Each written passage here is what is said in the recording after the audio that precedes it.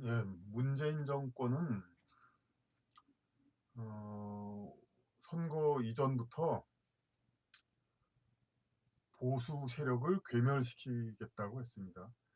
원래가 뭐 가짜 보수 세력을 괴멸시키겠다는 말이었던 것 같기도 한데, 어쨌든 이른바 보수 세력이라는 쪽에서는 보수 세력을 괴멸시키겠다, 그랬다고 합니다.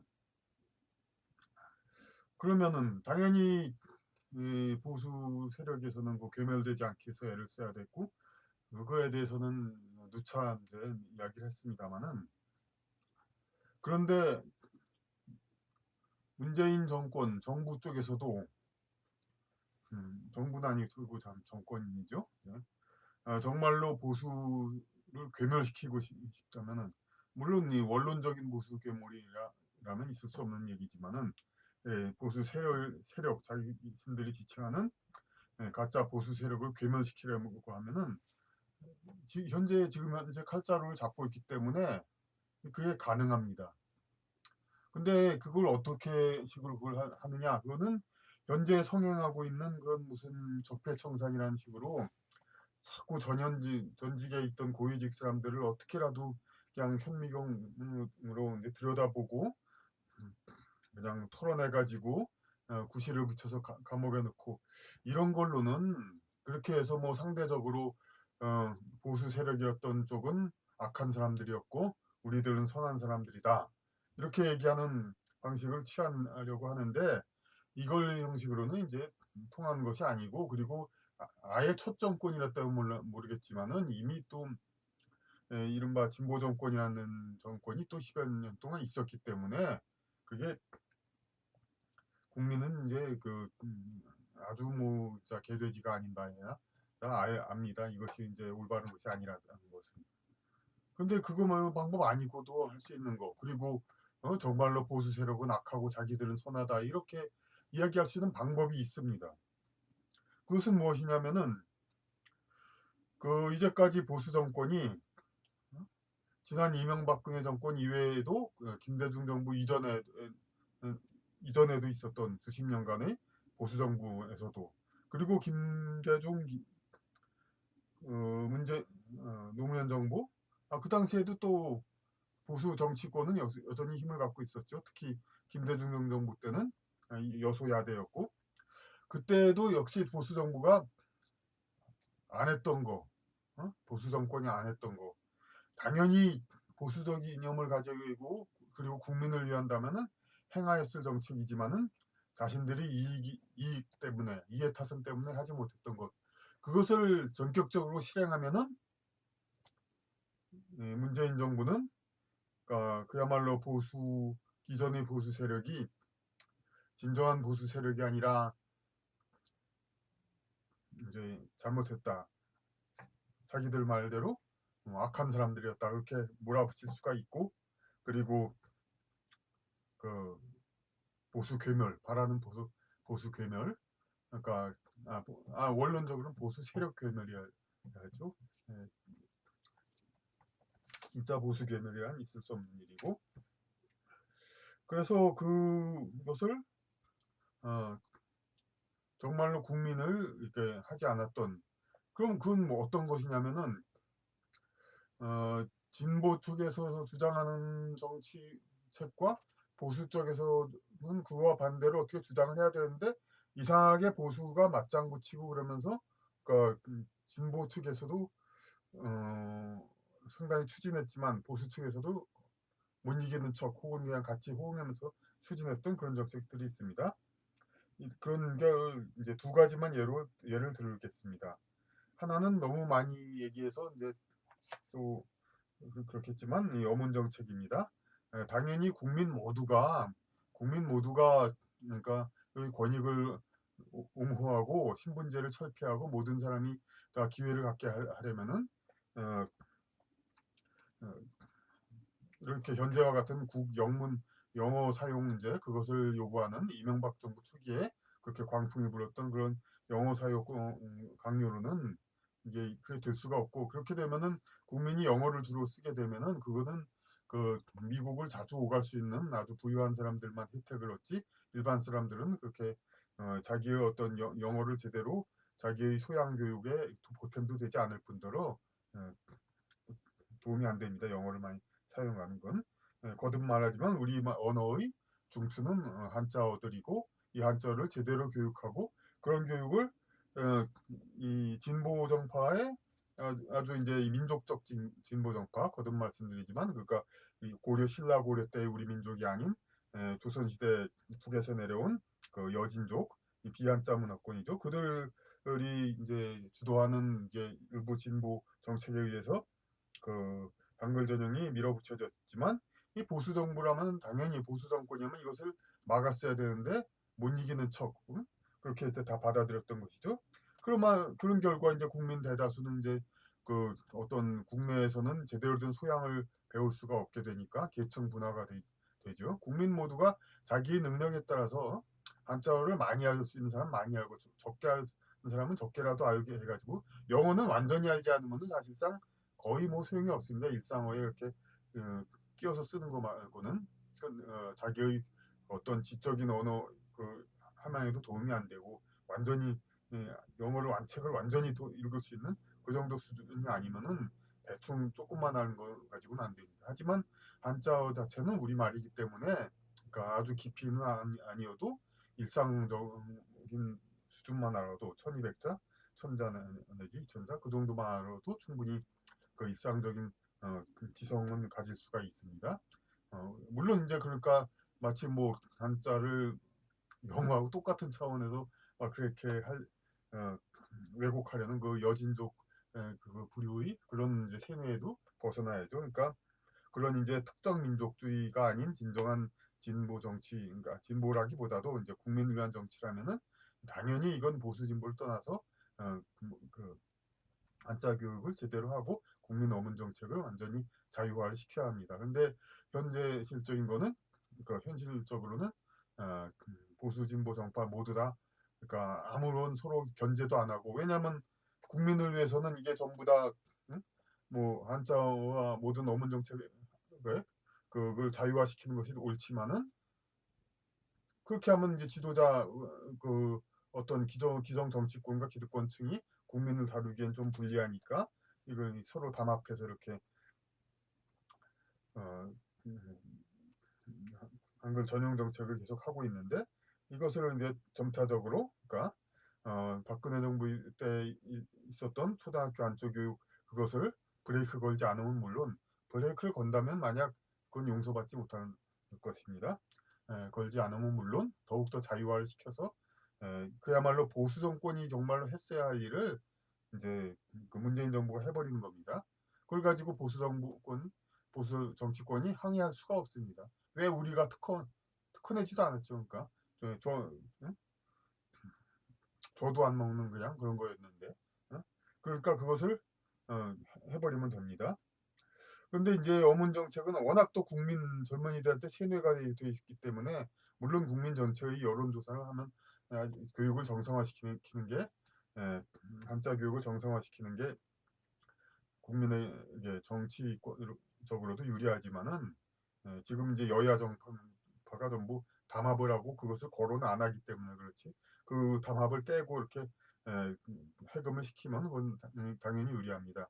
하지만 아주 자신감을 있게 내보이진 않죠. 워낙 또 젊은이 컴플렉스가 있고 젊은 층은 이제 무슨 어, 글자를 한자를 모른다는 둥 그렇게 그런 젊은 층에 맞으려면 한글을 써야 한다는 둥 그런 세뇌가 워낙 있기 때문에 이건 참 그 아주 그냥 시원한 정책은 아닙니다.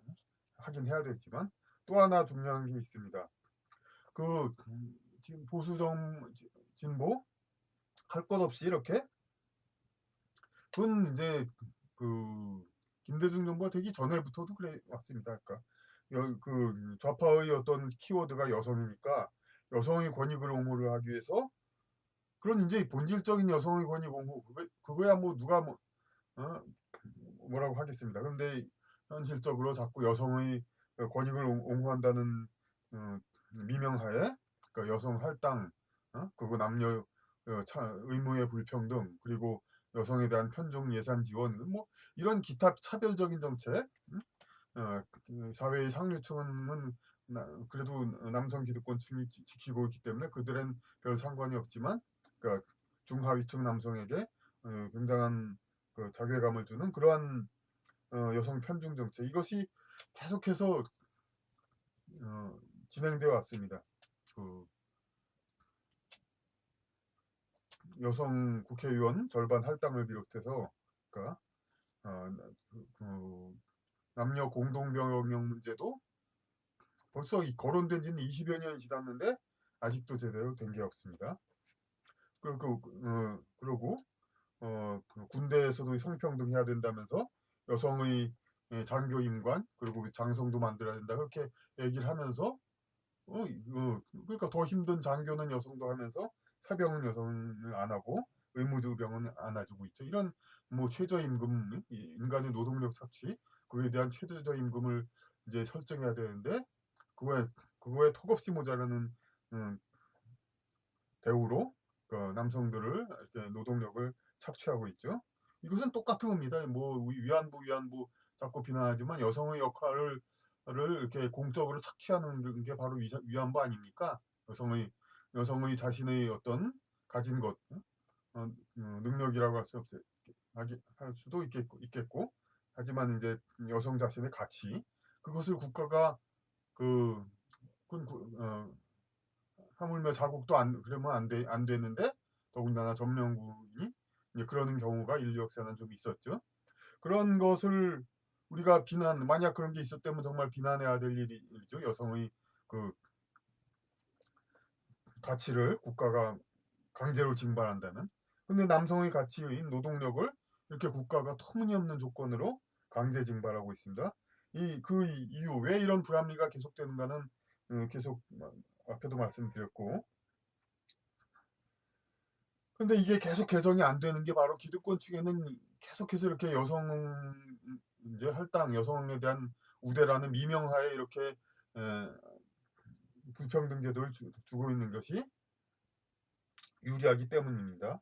이런 것을 과감히 문재인 정부에서는 떨치면은 그야말로 원래는 보수 정부가 했어야 할 일인데, 그 보수 정부가 이제 진보 정부, 지금 현 정부가 말하는 대로 부패했으니까 이걸 안 한 겁니다. 당연히 국민과 지금 보수 정부라면은 그런 이제 여성을 우대해야 된다는 페미니즘 구호에 휩쓸리지 않고 진정 그냥 서민 남성, 나아가 여성들에게도 보탬이 되는 그런 권위 공호를 해야 되는데 그걸 안 했습니다. 오히려 박근혜 정부 초기에 그냥 위안부 구호만 더 강화하고 여성부에 대한 뭐 손질도 하나도 하지 않았고 전혀 할 일을 안 했죠. 그러니까 탄핵당하 마땅하죠. 그런 보수 정부로서 국민이 기대하고 뽑았는데 할 일을 안 했으니까. 그러니까 이런 것을 이제 문재인 정부가 이런 정부는 비록 국민을 위한 거지만 그 보수 정파가 특허낸 거니까 우리는 하면 안 되겠다. 이런 바보 같은 바보 같아서 그런 게 아니라 어떤 다른 뜻이 있어서 그럴 수 있겠지만은 그러시면 안 됩니다. 국민을 위한 것이라면 가리지 말고 해야 됩니다. 특허 그런 거 따질 거 아닙니다. 지적재산권 그런 거 없습니다. 그냥 실행하십시오.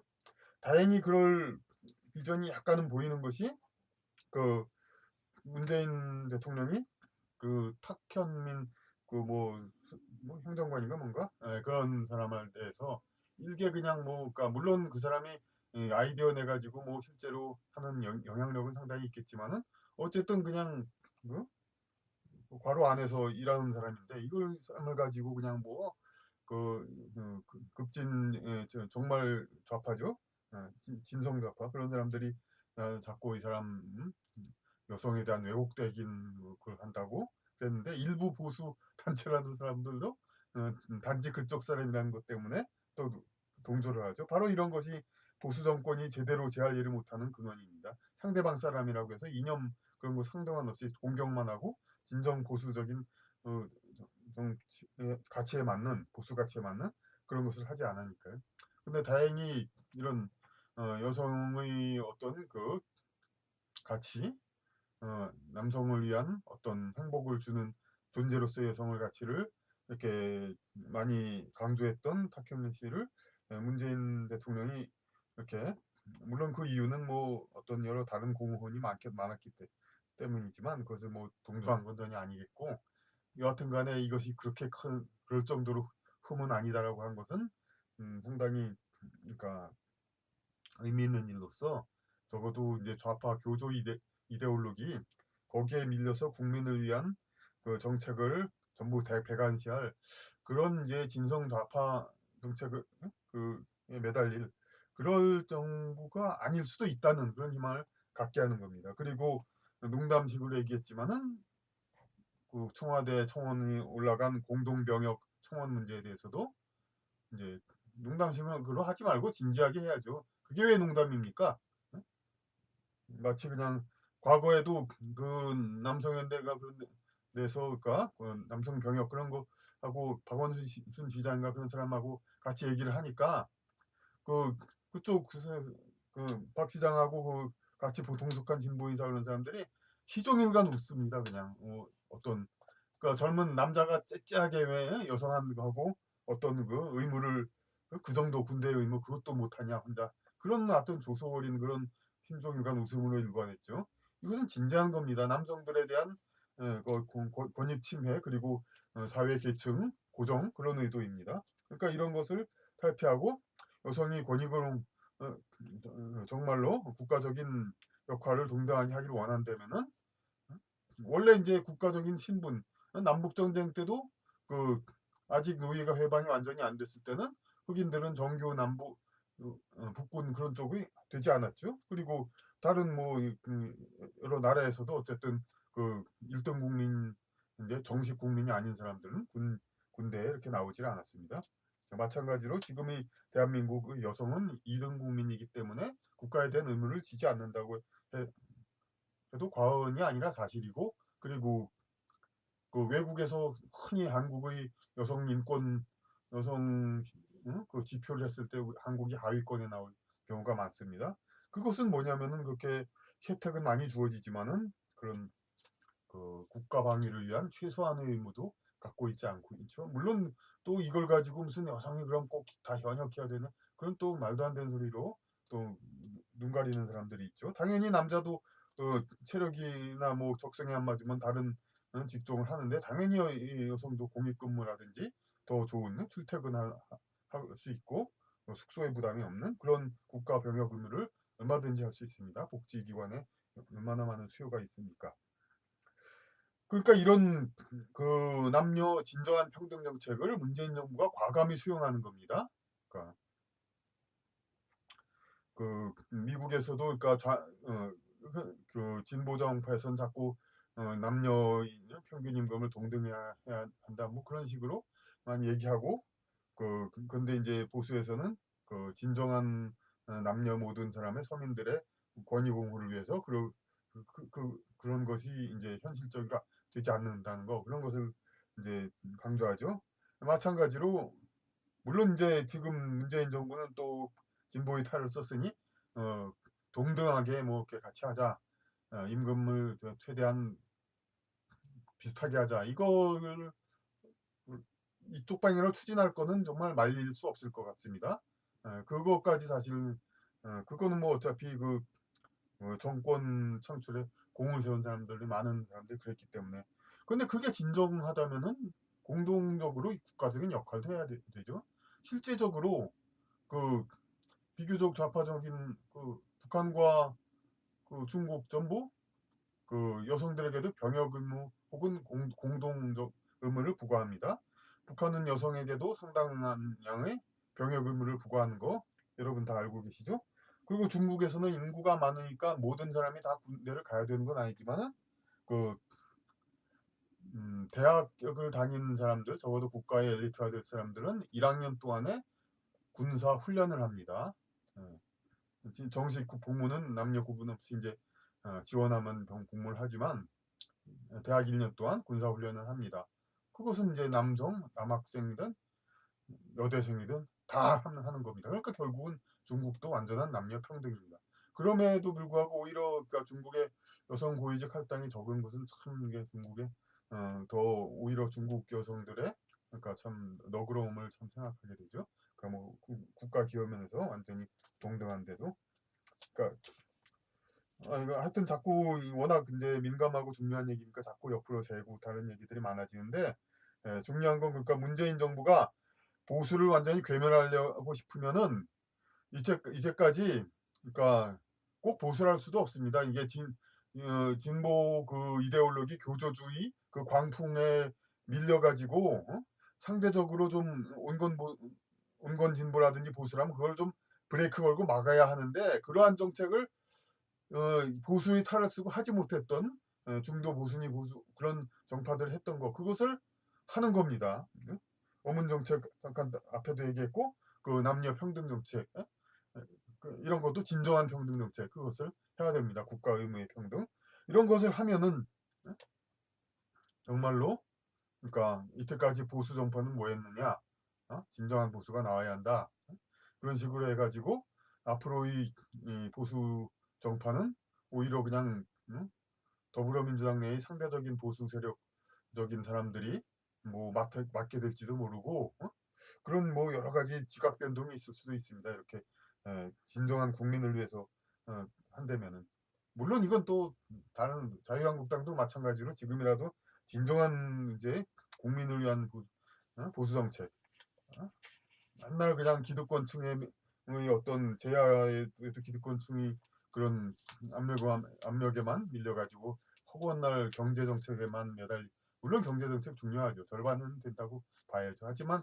그것만 하지 말고 이런 어문정책과 남녀 문제 이런 면에서도 진정한 이제 어떤 좌파 진보 광풍에 넘어가지 않는 그러한 보수 철학을 가져야 됩니다. 그거 없으면 정치 포기하고요. 그러니까 모르면 배우고 그러길 바랍니다. 그러니까 바른정당과 국민의당에서도 이러한 국민을 위한 상대적인 중도 보수적인 그런 정책을 만약에 한다면은 분명히 대안적인 상대적 보수 세력으로 자리 잡을 수 있을 겁니다. 그러니까 지금 여러 이제 그 미안합니다. 더불어민주당 이외의 다른 정당들이 서로 갈피를 못 잡고 그러니까 어깨를 그냥 막 마치 좁은 이제 우리 안에 서로 어깨를 이제 그러니까 비비고 있는 그런 상황처럼 그러니까 그런 상황인데 결국은 이제 물론 다당제가 참 어, 좋다고는 합니다만은 그래도 쏠리게 돼서 결국은 제2당 정도도 안 되면 참 힘들죠 앞으로 정치하기가. 그래서 이거 정말 뭐 다 아시겠죠. 지금 보통 상황이 아닙니다. 이 상황에서 자꾸 어떤 구태의연한 정쟁만 하면 가지고는 안 됩니다. 전혀 여태까지 다루지 못했던 정말 이때까지 기득권층 썩은 정치에서 다루지 못했던 왜 정치권에서 이런 얘기를 안 하고 제야에서만 겨우 얘기를 싸우게 되느냐 왜 어문 정책이나 여성 남녀 평등 문제 이런 문제들 그 외에도 제가 이제 관심사가 아니라서 그렇지 또 중요한 문제들 또 있을 겁니다. 여야 정치권이 모두 다 무시하고 있는 거 자기들의 이해관계 함몰돼 가지고 무시하고 있는 거 이런 것을 딱 그 담합을 깨고 국민 앞에 펼쳐 보이는 용기를 버리는 그런 정당이 적어도 다음 대선까지는 제2당 내지 적어도 제2당 혹은 제1당을 할 수 있을 것이라고 봅니다. 그렇지 않은 당은 제3당이나 그렇게 계속 이렇게 앞으로 인맥이나 유지해야 되겠죠. 그러니까 진정한 그러니까 벤치마킹 제야 운동 세력에서 아직 정치권에 반영되지 않은 것이 아직 반영되지 않은 것이라기보단 일부러 반영 안 한 것, 반영 못 하고 있는 것 그런 것을 늦기 전에 빨리 반영해서 이제 정치권이 좀 특히 보수 정치 그러니까 중도 보수도 그렇고 살아나야 되고 만약 살아나지 못하고 정신 차리지 못한다면 현재의 문재인 정부가 칼자루도 쥐고 있으니 그들 정책들을 빨리 흡수해 가지고 뜻대로 보수를 괴멸하고 자기들 동지끼리 정치를 완전히 장악하고 정계를 장악하고 그들끼리 그 자기들 내부에서 어, 상대적으로 진보 보수 나눠 가지고 선의의 경쟁을 하고 그들의 그래서 앞으로의 정국을 정치를 이끌어 나가도 됩니다. 그러니까 그런 것은 모두 이제 하기에 달렸던 것입니다. 달린 것입니다. 예.